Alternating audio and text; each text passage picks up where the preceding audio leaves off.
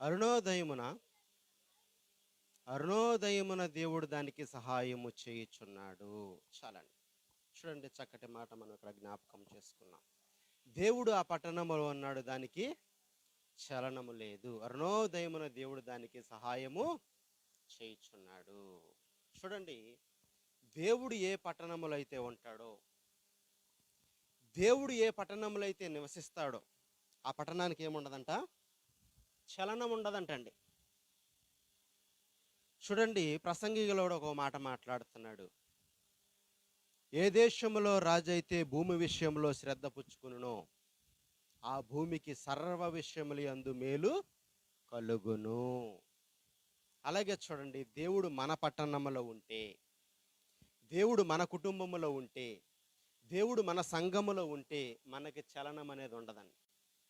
ఎంత లెక్క తిరిగినా కానీ, ఎక్కడికి వెళ్ళినా కానీ, ఏ ప్రాంతంలో ప్రవేశించినా కానీ, ఏ ప్రాంతంలో నివసించినా కానీ, అన్యజనుల మధ్యలో నివసించినా కానీ, గ్రహారధికుల మధ్యలో నివసించినా కానీ, ఇంకెక్కడైనా నివసించినా కానీ చూడండి, వాళ్ళకి చలనం అనేది ఉండదు. తామర పువ్వు చూడండి, ఎంత బురదలో ఉంటుంది, ఎంత మలినములో ఉంటుంది. చెరువులో మంచి నీళ్ళు కాదు, మంచి మురికి నీళ్ళ మధ్యలో ఉంటుంది, బురద మధ్యలో ఉంటుంది. కానీ తామర పువ్వు ఏ బురద అంటుకోకుండా చూడండి నిష్కల్మషంగా కనపడతా ఉంటుంది.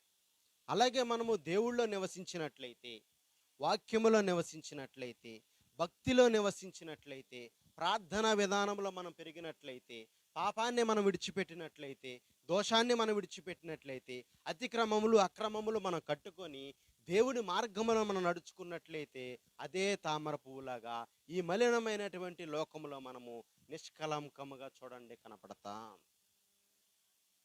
ఈ భక్తి మార్గంలోనికి మనం వచ్చిన తర్వాత, నీతి మార్గంలోనికి మనం వచ్చిన తర్వాత, చూడండి దేవుడు మాట్లాడే అనుభవంలోనికి మనం వచ్చిన తర్వాత, ఏకాంత ప్రార్థన అనుభవంలోనికి మనం వచ్చిన తర్వాత అనేక రకమైన శ్రమలు మనం ఎదుర్కొంటాం. అవన్నీ మనము జయించి చూడండి, ఒక ఆత్మ రక్షించబడుతుంది అంటే సాతానుడు ఊరుకుంటాడా?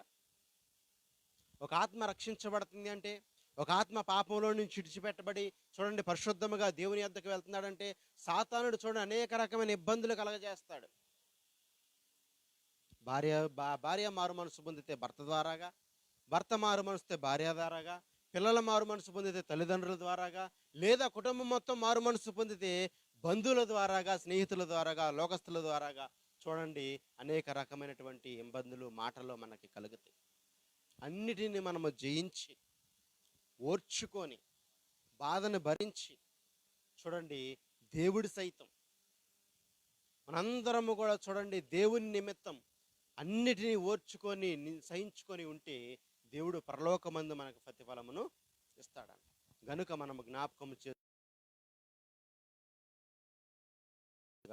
మన సంఘములో దేవుడు ఉండే విధంగా, మన భార్యాభర్తల మధ్యలో దేవుడు ఉండే విధంగా, ఆయన ఆత్మ మన మధ్యలో ఉండే విధంగా మనం ప్రార్థన చేసుకుందాం. ఎల్లవేళలా దేవుని సన్నిధిలో నడుచుకుందాం. ఆయన రాకడ పర్యాంతం వరకు, మన మరణం వచ్చేంత వరకు ఆయన భక్తిలో మనం నిలిచి ఉందాం. దేవుడు చిన్న మాటలు దీవించి ఆశీర్వదించునుగాక.